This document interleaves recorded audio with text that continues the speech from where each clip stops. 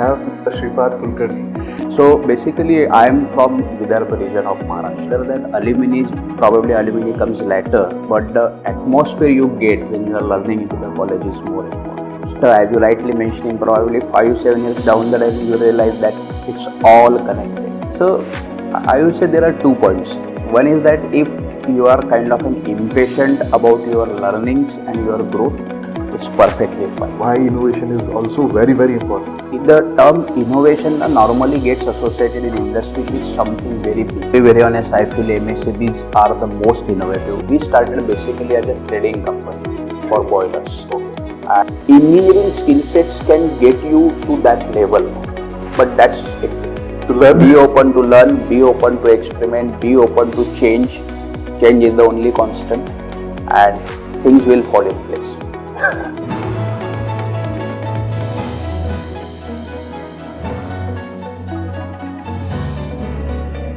Welcome to another chapter of Built on Brains. Today with us we have Mr. Shripad Kulkarni.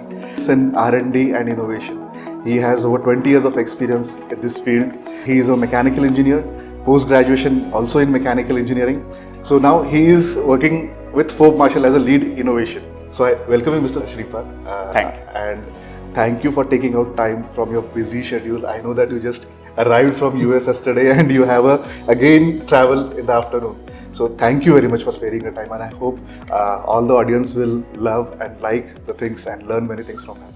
I would like to know, the audience would like to know about your personal journey before your career started. What made you Shripad that is today? So to be very honest, I don't feel that I am being Shripad and done very successfully. But let's kind of and put together things in the context what we are talking about. So basically, I am from Vidarbha region of Maharashtra. So I have done my basic schooling from Vidarbha till standard 12th. And at my time, I was fortunate enough from those batches who didn't have to go for the engineering CETs and others. And we used to get the admission after 12th standard marks itself. So I was lucky enough, scored good marks since 12th, and that's why I have been admitted to COEP, Government College of Engineering, for the mechanical engineering. Although my first liking is electronics engineering, I got admitted to electronics engineering in one of the engineering colleges in Pune. But there were additional rounds at that time, and through that I got COEP. So the preference was given to college than the branch, and that's why I kind of got into mechanical engineering. So anyways, when it comes to schooling or colleges, the alumni that we get is very important. Absolutely. In comparison to education. I think so. Education, we cannot compare, but it may be at par with everyone. So there won't be much of differences. Absolutely. But the teachers, the heritage that comes with the college and alumni is the gold mine, I can say. I would add to it, rather than alumni, probably alumni comes later, but the atmosphere you get when you are learning into the college is more important. So what is the difference you see in COEP? You have been also visiting a lot of colleges for giving mentorship and lectures. So what is the difference? I am also from Valuation College, which is a government. So we had different liberties. So how was your experience in COEP Pune? So COEP means, when I was at COEP, it's almost 20 years from now. But even at that point of time, COEP was one of the very old colleges. And from that point of view, the overall cultural heritage it used to bring, the kind of an exposure, the kind of an quality of teachers it used to bring was very different. And I think, as you are rightly mentioning, what happens is that it's something in the air. That's what we say, we feel in a way. And it comes to IITs, it comes to IIMs, and that's why IITs are IIT, then IIMs are IIMs. So from that context, now the situation I think is drastically changed. All the engineering colleges are really good from that context. And what COEP brings is the alumni, the overall quality, the lab, what we had at that point of a time are very old, but very kind of, very aware in terms of what's the practicality means. Now I will say that most of the engineering colleges are doing well on that part. Right, because everything has been streamlined. Absolutely. Surveillance has been increased. Digitization has made, what I can say, transparency has increased. Virtual labs, virtual experimentation, overall connect. Then there are many online lectures available. People are using more online resources of IITs and other, not only national but international level. all the educational, the kind of digitization has actually helped. You are absolutely spot on that. Right. So great. And you also did a PG in mechanical engineering. So can you just throw some light on that, your subject, and what was your experience during So your honestly, I was very confused what to do. Okay. And from that perspective, I actually appear for CET, the CET for MBA in the same year, and in the same year I appear for GATE. GATE, okay. And I actually scored much better in CET. Okay. So I could have gone to one of the very reputed colleges in Mumbai at that point of time, and I could have done MBA too. And of course, I did GATE. I did fairly well.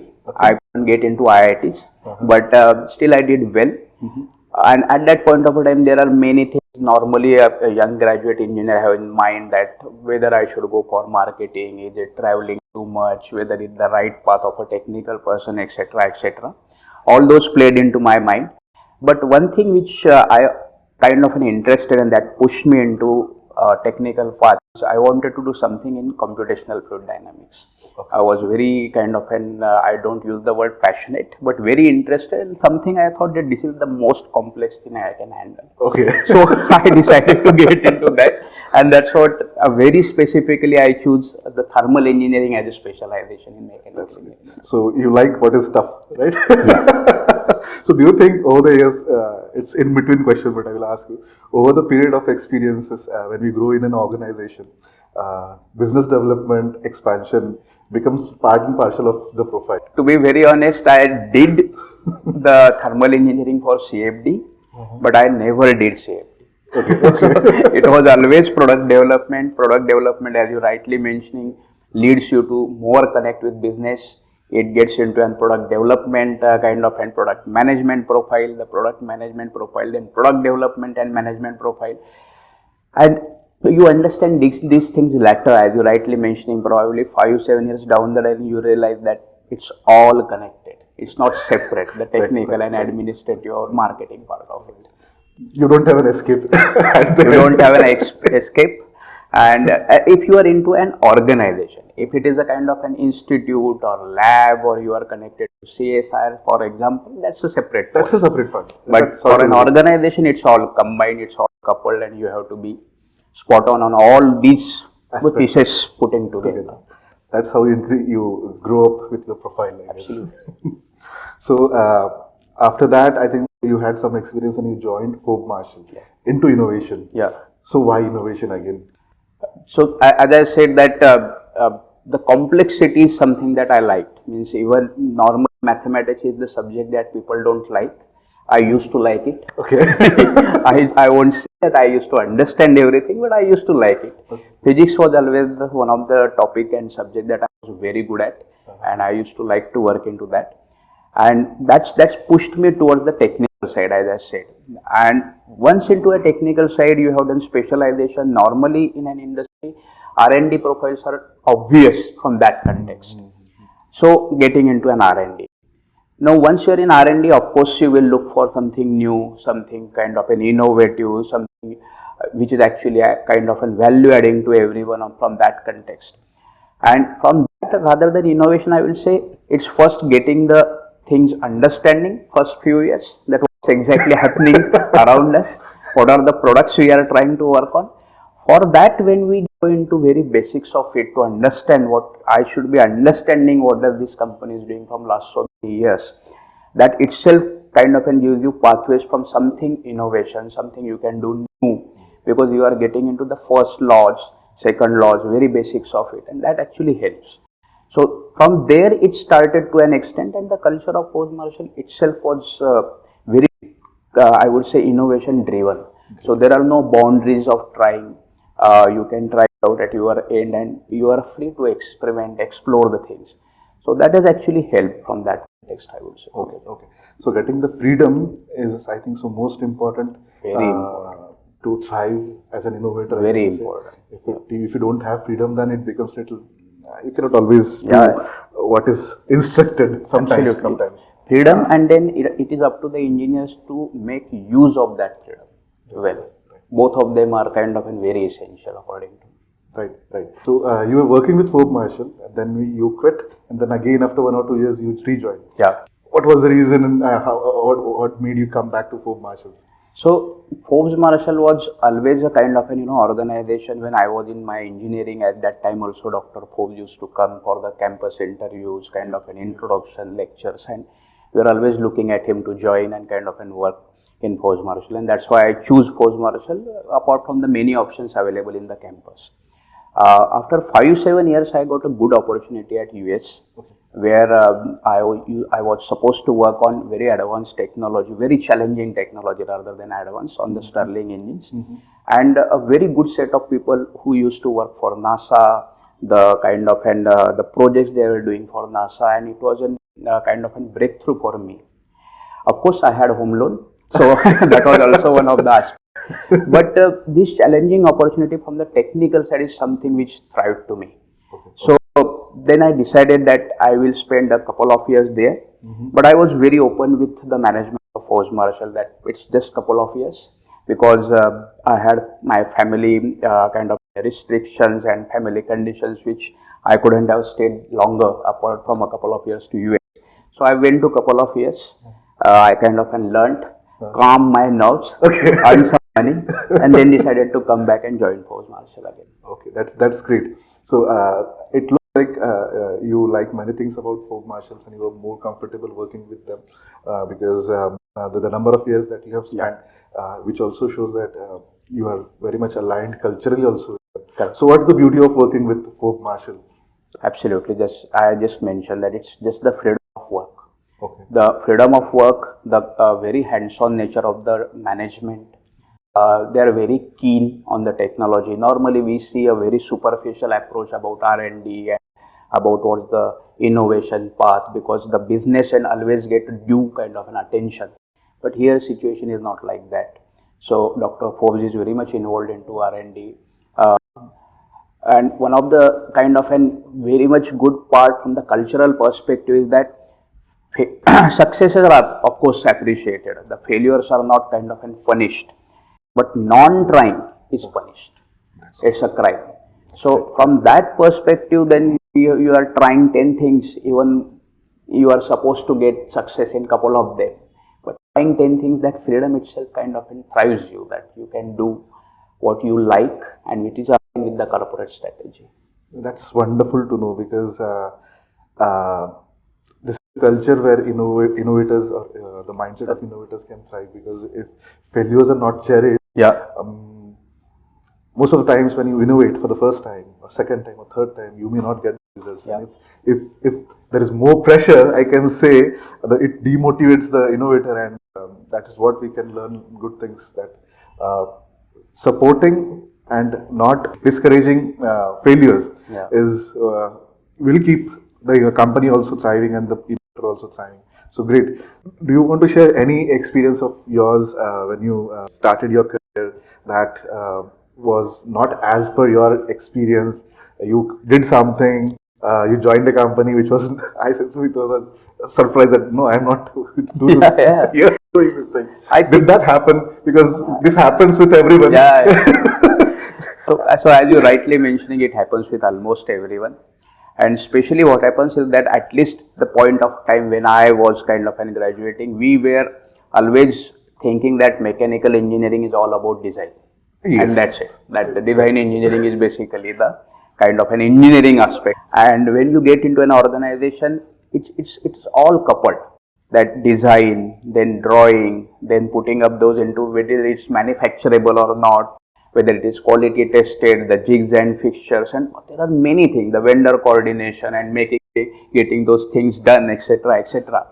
And suddenly you come to a point, this is not my job, this is something that I do not want to do, etc. Of course, that happens. But before that, I will say that the kind of a modest background I had, I always had self-doubts that whether I will succeed into a corporate culture or not. And that was the point that's what kind of always playing in my mind, making me nervous, etc. from that perspective. And that actually thrown more challenges to me in the first year, because this is the kind of my back end struggle, but at the same time all of this is happening. It took took around 1.5 year, I would say, that putting all these percent to point, understanding that yes, we are very comfortable into this space and we can succeed into this space, and then kind of an accepting first. So what happens when you have your first success to an extent, and I won't say success means marketing success necessarily, but even a technical success, that gives you a lot of confidence that yes, I belong to this space and now I can get into other acts in a way. So many examples, honestly, and as I said, many self-doubts to kind of and cater with. But with time, with mentorship, with the kind of freedom, with backup, with you yourself putting some of the efforts, things gets into place. One more thing I just wanted to highlight over here. Most of the upcoming engineers or the people who are still in the job, they think that learning ends with your education. Is that true? Yeah. Well, by no means. It starts after education, I guess. Yeah. It absolutely starts after the education, because education just gives you a kind of point, I will say, that where you want to work. And then with what is the organization, you cannot have the organization experience at your internship. You may not have that much kind of exposure to all the departments when you are coming along from the point of view of your summer internship and 6 months of work project which we do at engineering. So it starts when you join an organization, then you start understanding where exactly my skill sets are. Many of the people, that's why they realize that they are good at technical, but their interest is somewhere different. Right. So then they took their time, but then they shift to that. So one more question, because you have been associated with Forbes Marshall since long. What is the advantage that you get when you stay with an organization for such a long period? Because with Gen Zs or upcoming generation, what I've seen is, maybe you are also facing the same problem. They are not stable. Yeah. Very unstable generation, we can say, because at that, for them, mobile gives them an exposure to the world. Yeah. Their aspirations are high, and then their patience are low. Yeah. So how would you want to address this? What are the advantages for being associated with a single company for a longer time? And what would be your advice to the people who continuously search for the most comfortable organization? So I don't know where they end up. So I would say there are 2 points. One is that if you are kind of impatient about your learnings and your growth, it's perfectly fine. You should be like that only. Great. That if I am not learning enough, I am not contributing enough, good question to address, you must address them. Great. If it is coming more from the point of view of external competition, peer pressure, parents kind of an expectation, and then coming from the point of view very ideal scenario you created in your mind, that's where the difficulty starts. And for that, I won't only blame Gen Z, everyone is like that, to be very honest. So from that perspective, you need to think that why I am choosing this path. Now, continuing with a long organization is, I think it's more about being patient with you, because you need to kind of put together a thought that my time will come. You need to be with that thought process and keep on working. Normally it happens is that when you know an organization well in 10, 12 years, 13 years, 14 years, now I have completed 16 years now with Marshall. So you normally come to know about many individuals, many kind of functions, all the kind of the strategies what organization is looking at, and then it suddenly starts making you an kind of contributor to that, because then it doesn't remain function specific. Now, I am not only contributing on R&D, I am not only talking about innovation, but I am talking about more from the product management perspective. I am talking many a times from the marketing perspective. And then that sorts of exposure gets you to an, probably people will call it higher elevations or higher organization levels. I will say it makes you a person who is good enough to contribute on all these sectors. So I won't say necessarily this is the path. There are many people who got success by having very different kind of an experience and exposures. That's also perfectly fine. But as long as it is attached to both mindset, that's what the only. So if I can summarize this, it's okay if you're have a larger hunger for learning and your hunger is not been satisfied, it's absolutely okay. Yeah, Right? perfectly. Otherwise, if you're looking for an ideal organization, maybe maybe there is nothing ideal, I can say. Yeah, there is nothing. You need to be ideal for that. That's the prerequisite. Good. So you need to be ideal. That's a good comment, I can say. So, so with this, when you have been in innovation and now you are above innovation, I can say, doing many things in Forbes Marshall. So there has to be some strategies that would get into innovation to decide upon what product you have to define, or problem statements, market research.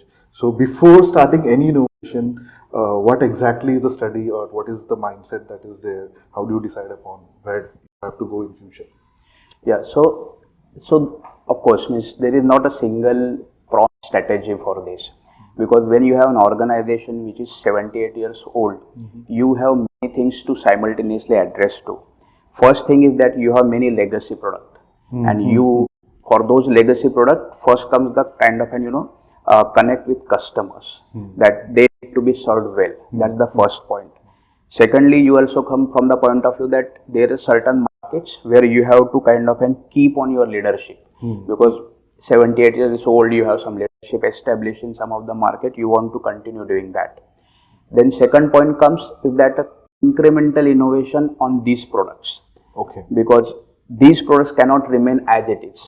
They also need to kind of get to a next level. Very simple examples now, the digital disruption. So we cannot say that our product will still remain the same. They have to be digitally connectable. Data has to come to customer. The customer need to get insight. Ideally, they should be remotely maintainable. So we have to do that. But this is incremental because we are just protecting our own previous share. Then comes the second point where we talk about the kind of if the versions, extensions of this, but getting into new markets. So for that, then there is a kind of, I would say, a bit more work, a bit more kind of understanding the new market and putting up the contextual product, that whatever we have done well into existing market, how we can put these markets into new products. Okay. But the third point is that even though this is being done, there could be a completely new set of disruption we have to look at, and that's the portion where it's more about innovation, but it's also about a large amount of background preparation. Okay. That it's coming from the point of view which is new to the world kind of a scenario. Now, it may not be necessarily new to the world, but it can be new to a kind of a fraternity where we are dealing with. As a company. As a company. And from that perspective, then we have to do a lot of search. Okay. So for that, as we are talking about, we have to do a lot of landscape survey, we have to do the kind of a market assessment, we have to do the marketing survey, even from who are the players, what are they doing, what are the conditions, where are the gaps. And one of the things for all of this we put together very prima facie is the customer need. So customer need for us is the primary importance, and for that we put a lot of efforts. We have our own need identification process, which we have defined only focusing from the customer need, customer user experience point of view. We do that for all of our existing products, what we can do, and then for all the new technologies we are seeing that what could be coming up and where we want to get into. So that actually throws many lights for us from that. So with this, I have two questions. If you're okay, you can answer. So taking a feedback from the customer sometimes is difficult or it's easy. Yeah. So how do you take feedbacks that are more important for the innovation and growth? So can you throw some light on this? Yes. So as I said that we have the process and we call it a JUMP process. JUMP. Yeah. Okay. Yeah, JUMP, JUMP, but it's very proprietary to us, so it doesn't have much meaning into it. Okay. So if we have to kind of decide that whether we just define that this is an area where we have to do something. Now the second step comes to us is forming a cross-functional team, where one person from design, one person from manufacturing, one person from customer support, one from engineering get together. They form a team. Then based on that, we allocate them the role. So when they are going for customer visit, so there are roles defined to them. So one person only goes and observes. He won't speak anything. The second person goes and only note down the thing. He also won't speak. The third person goes and only speaks. He will keep on questioning the operator, the maintenance manager, or whomsoever he has the meeting to. So his job is only to kind of speaks and getting engaged with another person. One person is backup. He is kind of an person that who will give kind of an ensure, but as well as also overarch all these 3-4 people that whether they are doing good job or not. And once this is done, so we also define that number of set of customers. So what we found with our experience now is that we don't need feedback from too many customers. So sample size of 25 and 30 may not be throwing additional inputs up which we get from 5, 7, 10. Of course, this number will vary depending on industry to industry and product to product, but for us, this is where we are comfortable with. So once they come from that site, they debrief each other and then they put down all these points systematically. But they won't kind of conclude anything. Their job is just to connect and let the bigger team know what they saw, what they written, what the operator said, and we call it customer verbatim. So you don't kind of put your opinion into it. This is what the customer said, but that doesn't mean this is the kind of a solution to that. So all those points we put together, and then we have a systematic process of firstly putting these points, then the idea generation, then idea evaluation, then the idea kind of shortlisting. Then we go for MVP, which is minimum viable product. Okay. So if the idea gets shortlisted, rather than getting into a full-fledged product development, we quickly put together very raw level of solution and put together to the site. Okay. We test it out. Parallelly, we print the brochures and say that this is the product we are having. So whether the customer is okay in having this product, at what price point he is kind of comfortable with. And we tell them, of course, if this is the product, what could be your feedback? So once this exercise is concluded, that throws us a very good picture that yes, this is what customer is looking at or not looking at. This is what the price point they are comfortable with, and these are the features they are looking at. So this is what the complete process takes, and then the regular product development starts. This is wonderful, and I think so a unique process that you have evolved. Very interesting to know that taking raw feedback, no input of the team that is going to visit, and let the management decide upon that. Correct. Great. And this is also wonderful. You print the brochures before the product is ready, and you test it. Wonderful. I think I can see you can learn many things from these strategies. With the big companies like Forbes Marshall, they prioritize on innovation, incremental innovations. And if you see the little mindsets of MSMEs specifically, they are very much comfortable with doing what they know and what they are comfortable with. And innovation happens sometime. So can you throw some light on why innovation is important? Even for MSME, they can also become one day an MNC, right? Yeah. So can you just elaborate why innovation is also very, very important? So I will say the term innovation normally gets associated in industry with something very big. Right. That's also a problem. That's also a problem. Because for us, the definition of innovation is very simple. It is something new which is commercial advantage. That's innovation. Very simple. Very simple.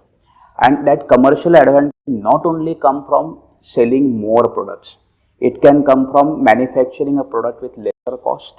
It can come from identifying a good vendor who has more robustness and quality about the same kind of an product what we are doing, the kind of an purchasement we are doing. So innovation can come from all these teams also. It's not only R&D job to innovate. As I said to you that even for us, protecting our current market, current leadership into the product also comes as kind of a priority number one. But innovation something cannot take backstage is what the point. Because if you want a kind of a disruptive growth, if you want to get involved into a kind of an moving away from MSME to the fully grown organization, that's where you have to put the money to. And so infrastructure, budget, strategy and customer needs are very much key for the innovation. Now that innovation, again as I said, could be very small things or could be much bigger things, but these all 4 things need to be aligned with that innovation. If these 4 things gets aligned to that, I think the innovation, big or small, you can decide later on, but this will give you the advantage which you are looking at into the market. So, do you want to give any advice to the MSME owners on this part, how they can thrive, grow, and aspire to be a big company, aligning with innovation in every sector that you have mentioned, not only in product development, it can be innovation in cost reduction, new markets, new ventures. Would you like to add something to it, specifically for MSME and startups? So, to be very honest, I feel MSMEs are the most innovative, kind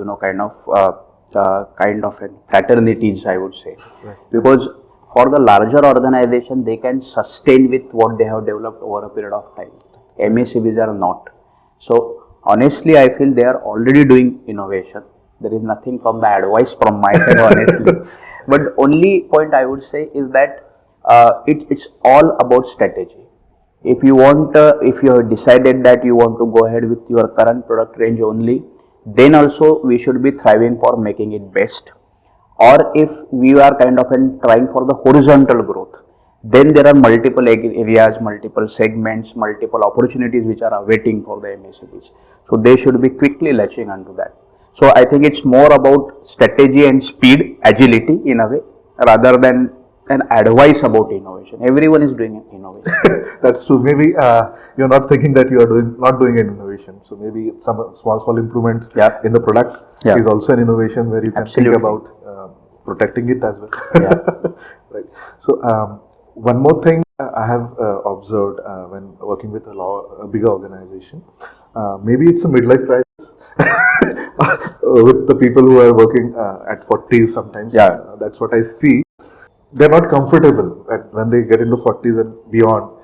They themselves struggle a lot. Is from not being able to convince the management, not being able to do what they want to do.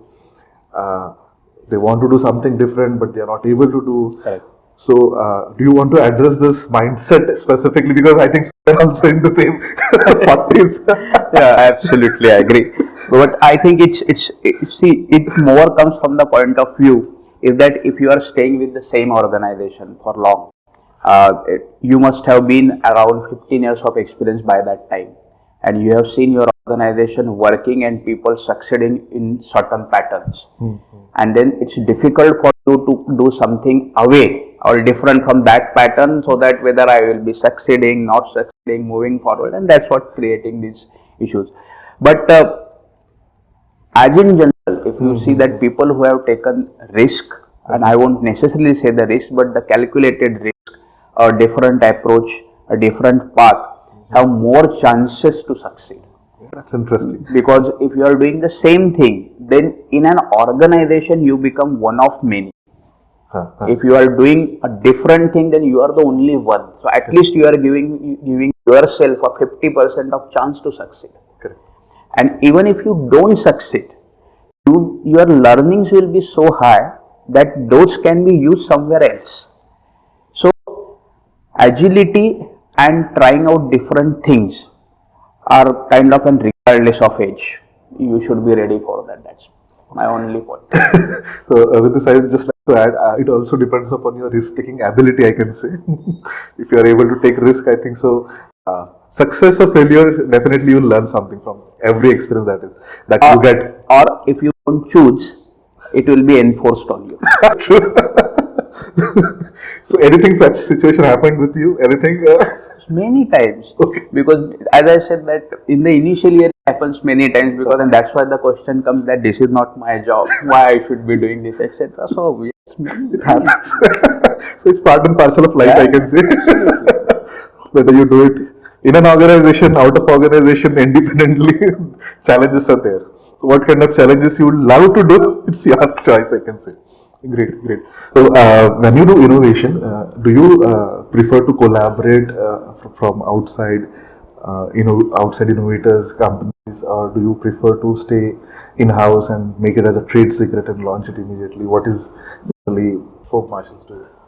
Again, I would say it's a bit strategic, but there are certain products or a certain segment, I would say, where I was saying that we are a 78 years old organization. We feel that we are we have decent amount of knowledge of certain products or certain ranges, where we prefer to do most things in-house. But we are, and I'm very proud to say this, that we are an extremely good industry academia collaborator. Great. We are doing it from last 20 years now. 20 years. We are doing, and Forbes Marshall Outstanding Project Award for the graduates from different engineering colleges from last 20 years. Okay. So we started with COEP, MIT, VIT, IIT of course, and now we are doing it nationally and internationally for many colleges. We have our own labs given to the colleges. So for IITs, for COEP, and now one of the colleges in Sri Lanka, we have given a full-fledged product of ours from steam generation, distribution, utilization, recovery. All that lab is given, and with just a purpose that students should know how the modern boiler looks like, what happens into this, and if the researchers, means the academician, wants to kind of and go for any kind of an innovation into this area, they should have the facility at their own premises. True. So that's what we are doing with them, and there are many projects which we do with industry and academia, rather than academia, I would say. So many sponsored projects with IITs. We have our own research center at IIT Chennai. So in IIT Chennai research work, we have the Forbes Marshall Technology Center, who kind of and collaborates with IIT Chennai professors to do a kind of and joint projects, parallel projects with them. And this is only about academia, but we do a lot of collaborative work with our customers, because we develop many of the control system packages. Now, in control system packages, till the time you don't have a system, how can you develop a control system? So we are very open with our customers that this is kind of a development work which we are doing, but we want to do it actually at your end. So we will collaborate with you, and if anything happens, we are there to support it. So that's how we engage with our kind of customers. We do a lot of work with established companies and startups. Wonderful. Okay. So for startups, we have kind of the kind of an incubation centers connect with across IITs, across ISC. We are connected with couple of agencies who kind of give us the connect with the startups in US. Okay. We also connected with CII for their innovation accelerator program, where they are kind of suggesting us with the startups where we have to kind of get engaged to. So we are extremely kind of forward moving in connecting with startups, and we are not the typical VCs, but we are typically the strategic partners with them, who will give them the guidance, who will give them the mentoring, who will give them the customer access, and kind of do the kind of a joint development of the product. In turn, the startup also grows and we also grow from that perspective. So collaboration is a must. We understood it much before, I would say, and it was kind of started long time back, even before I joined, and I am just continuing that. I think it is a must. You cannot get rid of that. Most of the colleges recently face a problem where they are being forced to collaborate with industries. Yeah. I think, is that a problem from their side, or how they can address this? Because I see a very openness from MNCs of companies like Forbes Marshall, and on the other side I see that they are struggling, and few organizations are very good connected. So what would you advise to these organizations where they are struggling and they have been forced to make connects with the industries that they are not able to, in spite of having connections? I don't know how to address this. So I think it's more come from the perspective that what are you looking from the academicians? If you are looking at product development from the academician, that's a wrong expectation. You should be looking from the research. You should be looking at more from the landscaping, typical side, what we say. Relatively long-term projects where they can invest, they can parallelly grow their research through it. That's how we should be approaching more from that context. This is more from the industry side. From the academician side, I think it is more from the perspective that they comes for interns, they comes for the typical 6 months project that the students do, and that could be one of the starting point of engagement. How we grew in this point in this sector basically is that you may not be knowing all the good professors at once. You will only come to know good professor, good research area only when you are connected kind of and talking to them. And for that, what we did is we started long back, around 3-4 years back, actually, we started actually attending the lectures of thermodynamics given to students by the lecturers In class. in class. And we used to go and sit and observe. No claim that we understand thermodynamics well, but it is only from the perspective that is it practical enough? Because what we saw and we were observing basically through the younger generation who used to join us was that their interest in thermodynamics is dipping. And so we decided that we will do something for this area. And we started an initiative with IIT Powai, which is Bodhi Tree is the initiative, where we actually uploaded the lectures of IIT professors on thermodynamics. And then we started with all the colleges in Pune, starting with Pune, then moved to national, now international also, is that all those lectures are available. We are setting up virtual testing labs for thermodynamics, and we are getting involved into a faculty development program now. And when I say faculty development program, the lecturers are already good. It is just the case that the practical aspect which we need in industry, we want to kind of incorporate into those. So we conduct a lot of faculty development program for engineering college professors now, where the thermodynamics practicality is been kind of, and this is what we need to be covered into an academics is what we go for. Now that is bringing it much closer and completing the loop. And the typical buzzword which we are talking for a long time about industry, academia, collaboration, and it should grow, etc., etc. But this is one of our way where how we want to grow. No, but in comparison, Forbes Marshall is doing remarkably good. The way you are engaging on the subject at various levels is amazing, I can say. So, if at all, if any other academy which is not connected with you wants to join with you, are you open for that? And if you want to address something, how they can connect with you? So, we have a specially dedicated team who is the Thermodynamics Connect team and the Industry Academia Connect team itself, who is kind of doing all the work of identifying the institutes, connecting them, and taking it to a point where something can be done. Now, whether it's internship, whether it's joint project, whether it's just the area of exploration, whether it's just a connect and kind of an connected. So that modes get decided depending on the mutual interest. So for that, of course, means Forbes Marshall is very keen, and anyone can be connected on that point. Okay. So you can visit the website to explore more on this actually, and you can comment if you need any help. I will try to get some access from him. Absolutely. If you need any support. So that's wonderful, and really open heart invitation to everyone is really appreciated. Absolutely. In fact, what we can do is I can share my email ID with you at the end of this video. You can put it in the description. Please connect to us. Yeah. So you said that you collaborate with startups and MSMEs as well out of Forbes Marshalls. So do you and also help them in mentoring them, coaching them, giving them access to the clients also. So are you choosy with the startups? Okay. So anything that you choose, is it in your domain? Or? Yeah, absolutely. See, we are very clear. Where we can value add, we should do that.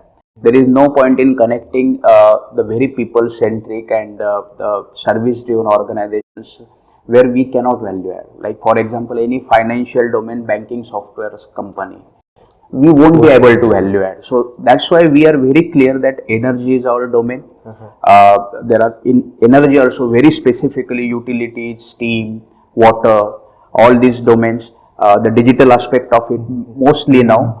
So that's our domain where we can kind of connect to customer, the processes, customer processes, the 25 process in the industry customers where we value add, that is our domain. And for that, then we of course choose. So based on this, I think so if you fall into this domain, you can definitely reach out to Forbes Marshall. They would be willing to collaborate. But if you're out of that, maybe mentorship, personal connect, that will help you a lot, I guess. If we can value add. That's great. That's great. You have mentioned that innovation is part and parcel of your company, Forbes Marshalls, and it happens at various levels. So it can be a process, it can be optimization of cost, it can be vendor selection, new geographies, and various things. So does patent team or patent experts play any important role in this journey? of your innovation? Very important role. And by the way, you should be knowing it better than me, but it's very important role. And they feel that patents use is, or rather than patents are seen as very limited context by the organization. That it's just seen that how many patents we file and probably what we do with them. We feel there is much to do with patents apart from that. And so firstly, to answer your question, yes, very much important, because we have to choose which products to patent. Okay, let me put it by this way, that patent is a science, but filing patent is an art. So filing patent is something that we give to the patenting team, and science is what we understand, typical R&D engineers in a way. So from that perspective, they do a good job of filing patents. Then we decide these products in which territory we are going to sell, which territory we have to go for patenting, etc., etc. But there is a wider use of patent. Means in the product development roadmap itself, we kind of assess firstly that what is happening into this domain. Typically, we call it that in terms of landscape. But for that, what are the patents? What are the typical companies in which domain they are moving? That gives us a good idea. What are the patents those are going to due for lapse in next 2-3 years? Gives us a good idea. What are the 2-3 years before the patents gets filing increased on? Gives us a good idea. And then there is a kind of an team. I won't say that we are doing great job into that, but what we are trying to do is that in certain very different sectors, like for example, catalyst. Now catalyst for different processes is also we are tracking now. So catalyst, whether it is for water treatment, catalyst whether it is for CO2 capture, catalyst whether it is for any heat transfer enhancement, may not feature into a typical territory we are into. But still those domains also need to be tracked. And that's where the patenting part, I'm saying that limitedly seen by organization. You need to be connected, you need smart people for that who can kind of see these cross domain and still utilize something into this, but they have much wider perspective and much wider use. Yes, you need smart people like him to do that, but that's how it should be seen in a way. So most of the times what happens is innovation happens and then patent team is engaged. So my understanding is that patent team or patent experts can add value from the day you decide that you can innovate by giving a lot of inputs like landscape, your competitors, what they're doing, where they're doing, what are the new popping up small companies who can be big threats for your company in future. So it's I think it's the first part starts with the patenting team. Because we said this is the area, but is it patented or is it already overcrowded? Is what the message these people have to give it to us. Right. So that's where it starts in a way. Yeah. Thank you for that input. So this is about patenting before starting a product or after starting. Then it comes patentability, then filing. So it's very easy. It's a normal process. But geography, choosing geographies, this is where many people get more confident. Sometimes they invest more, or sometimes they fail to identify and they lose a market in long run. So how do you address this specific? I would say it's relatively easy for us, because even though we are Indian MNC, we traditionally see India, Southeast Asia, some of the APEC countries and some of the European countries as the major market. At this point of time, we are not much present in US. We might, and then we have pretty clarity from the point of view that which product we are going to sell in which market. Great. So for us, it is very clear is that if the product is doing nationally very good for a longer period of time, and that period kind of varies with the products, but then only we put it into an international market. So that we have the robustness kind of identified any issues which are relatively easy to tackle into the local market gets solved. Now that of course kind of decides that which market we will be patenting. But of course it starts with very niche specific, and then we decide that are we going to sell these products into these markets. So if I can summarize this, if you can sell it, then only you should protect it, I guess. If US is your market, if you are able to sell it, then only, I guess. Otherwise, there is no point in investing more amount of money where you don't have a market or will not have a market because out of India it's very expensive. Or else you expect no competitor from there to come to your market by leveraging that patent into that country. But I think more or less is what you summarize, that if you are going to sell it, then only protect it. Because maintenance of patent itself is also very costly. Very costly. So you have to be choosy on that front. Yeah. So with this patenting, when you start innovating, taking help of patenting team and then protecting innovations, does this add value to the company? Does the perspective of customers and your end customers change? What kind of advantages do you get by this portfolio? Yeah, absolutely. So see, patenting portfolio is very important, and it's when we say patenting portfolio, it's not only patent; it's about design registration, it's about trademarks, it comes with many other things, entire IP in a way. And so if I say that this product is patented and that's why I have this additional cost, no, that's not what customer pay for. But they always want to have less cost only, even if it is innovative. Yeah, absolutely. I don't care. And they are right into their perspective.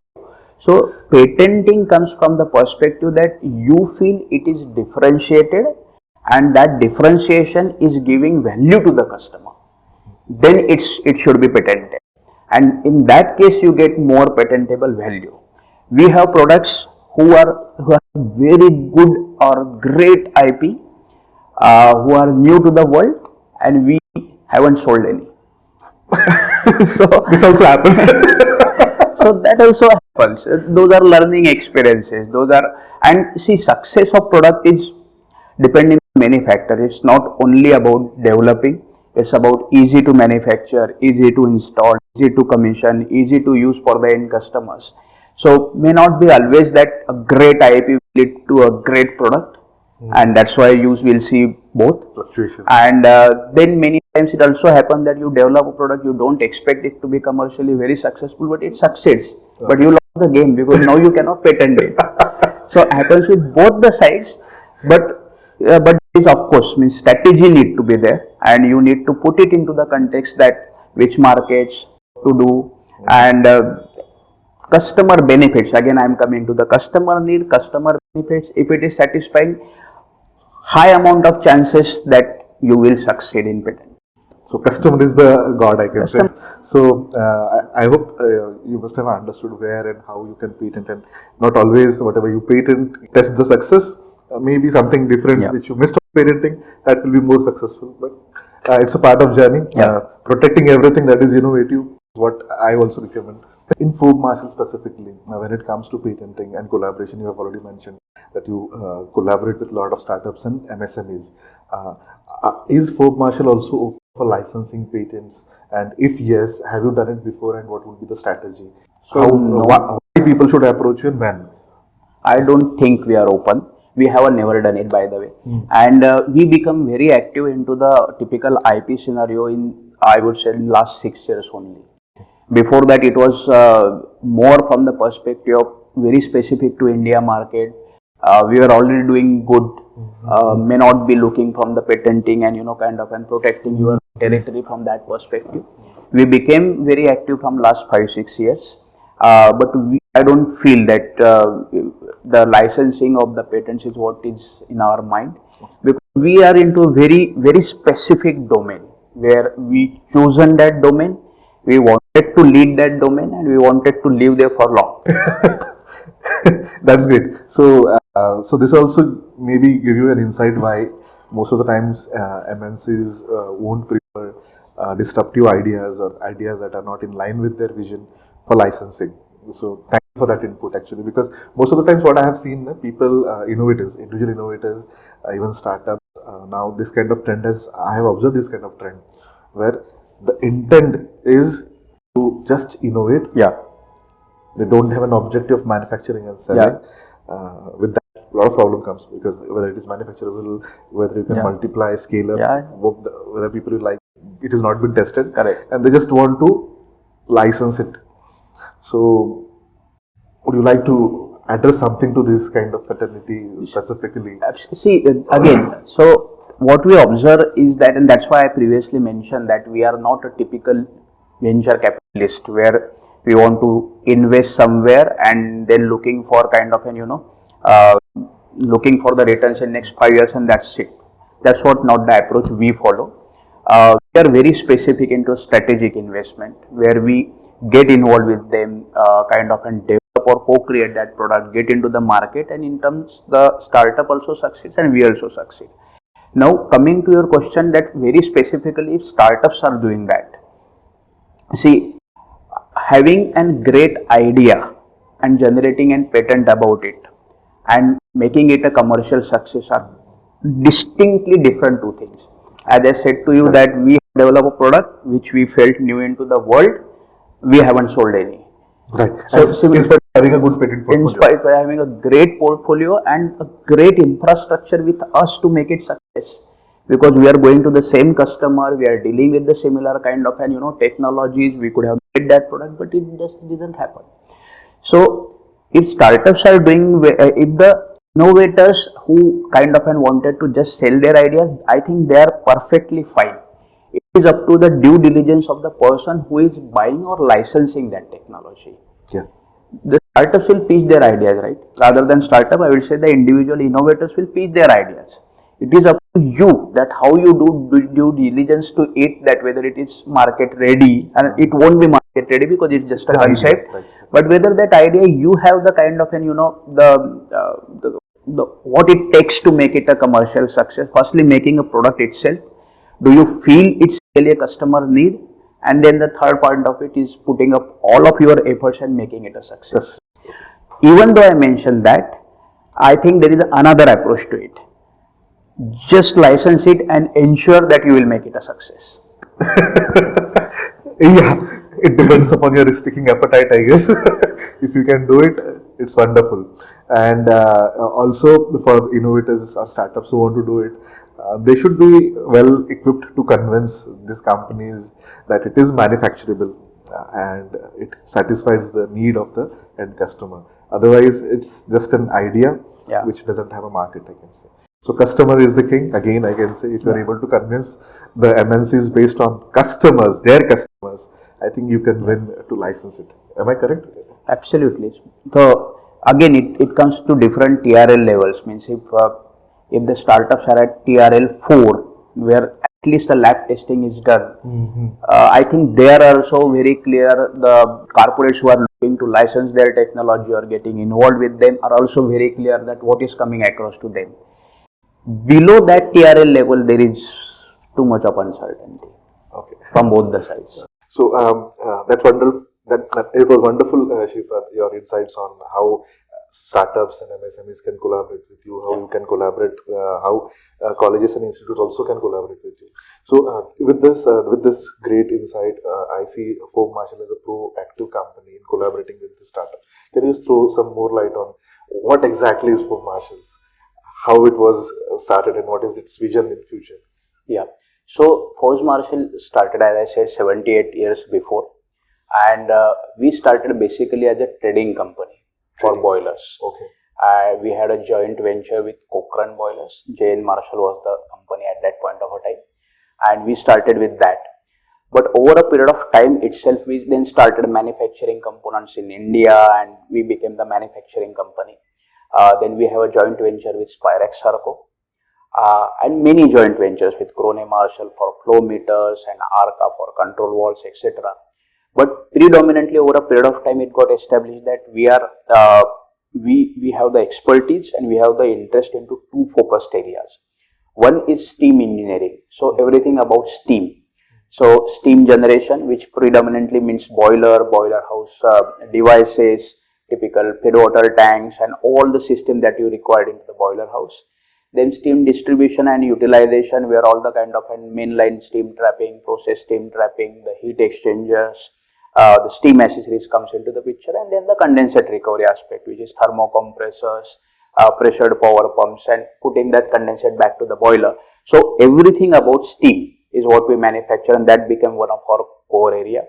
Second is about control and instrumentation. So where what we did was that since we manufacture our own boiler, we have the emission measurement devices like O2, CO, dust, NOx, SOx, that's what we measure. We are also into, since we are getting into the boiler flue gas and kind of a sustainability aspect, we also have for the wastewater. So we measure BOD, COD, TDS, TSS, all those kind of sensors. We have all the kinds of flow meters, we have all the kinds of pressure transmitter, temperature transmitter. So in short, what we did was, for a customer process, for the process measurement and all the utilities which is required around it, is what we kind of capture. This is more from the product's point of view. But then there is also the systems, where some of the systems which actually kind of give the control algorithms, control solutions to the customer and their various processes. So we kind of satisfy need of all the process industry customers, like food and beverage, pharma and chemical, textile, rubber, tire, steel, and many more. So we need to understand their processes. So we have an energy audit team who is doing it for us. And then now the recent advancement of digital, what we started doing is that not only we recommend to the customer the energy conservation measures, but also ensures that those measures are sustained over a period of time through the insights, through the digital data which we are gathering. That's what we call as sustenance service. So now that's also the kind of a portfolio for the digital side. And that's what giving us a good picture, because we are catering all these process industries from the point of utility, products, services, solutions, all form. We have a great relationship with all of these process industry customers, and that's what we leverage. And of course, means, as I said, a lot of freedom from the Forbes Marshall side that enabled even the sales engineer to kind of innovate at customers, and they are also very much connected to us. You are a good fit, I think so. Forbes Marshall is a very good company where people can aspire to work with. The freedom of innovation, freedom of experimenting, even at the sales level and product level, is what every innovator needs. So if you are a fit, you can definitely think about Forbes Marshall, I can say. Absolutely. So where is Forbes Marshall thinking about diversification in future, or they are still restricted to steam only? No. So we are getting involved into the other areas, but again, as I said, that we look for the areas where we can value add. So whole sustainability aspect of it is coming into picture, like for example hydrogen, like CO2 capture, like generating the kind of an electrification of the processes, generating power from the steam pressures. So these are the areas which are allied to it, but not very diversification into different segments like automobile. No AI, no EV. No EV.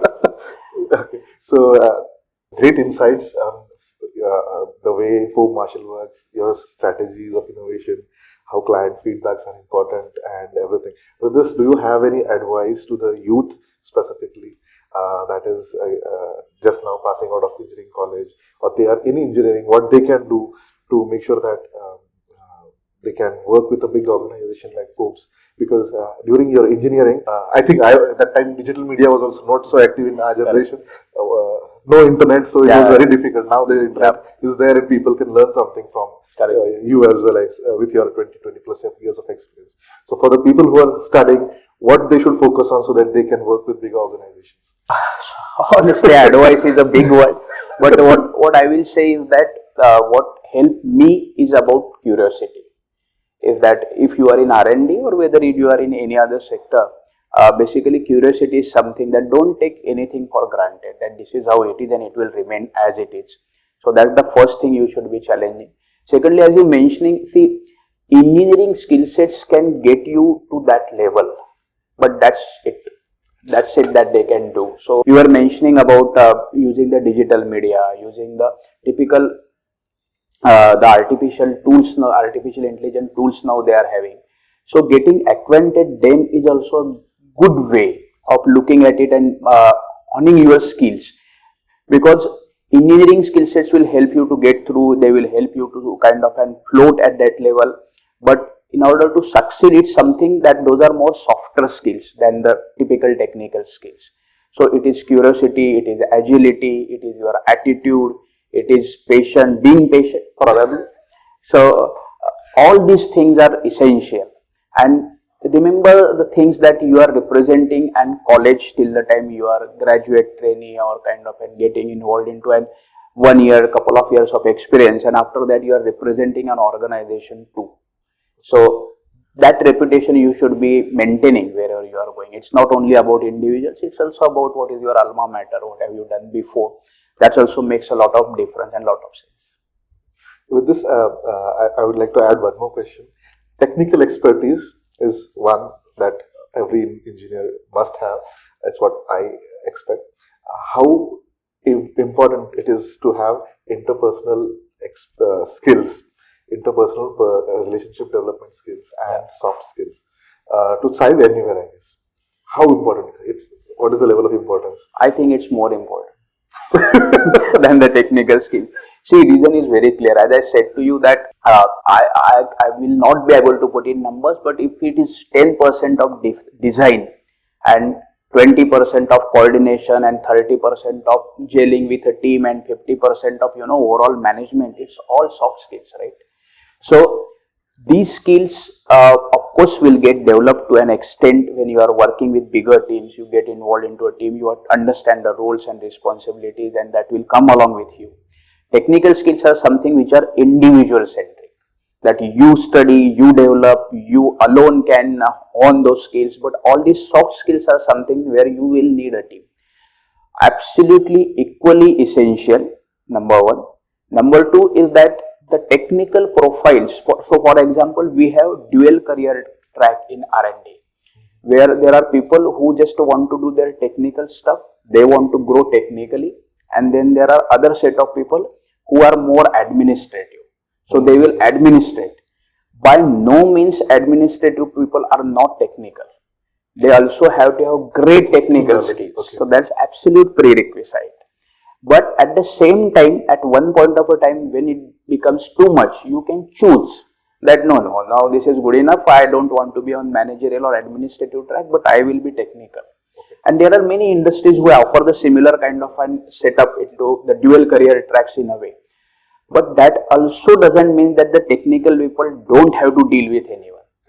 Their job is still difficult because they have to convince everyone from the technical ground that why this will work or why this won't. Absolute must, and that's only the professional life I talked about, but in personal life I think it's all about soft skills. So absolute must. That's wonderful to know, because without soft skills and interpersonal skills, your technical skills will take you to, they will give you an entry, I can say. They will not make you sustainable in that particular environment, because even if it is a product, still we deal with humans. Absolutely. And one of the very good quote I would like to say here is that I happened to visit one of the university, and the professor told me that he has developed a very good product and very simple. So he has kind of all the mechanical structure and very simple looking. And when I asked him the reason, he said that the success of my product will be defined by only by the operator who is using it. Okay. It's not by me or by my organization, because if he accepts, then now I'm selling more, and of course it's commercially successful. So now if the success of your product is depending on someone who is using it, that's the kind of a mantra you should remember. So everywhere, anywhere, there is no escape from humans. So that is the reason interpersonal skills plays a very important role.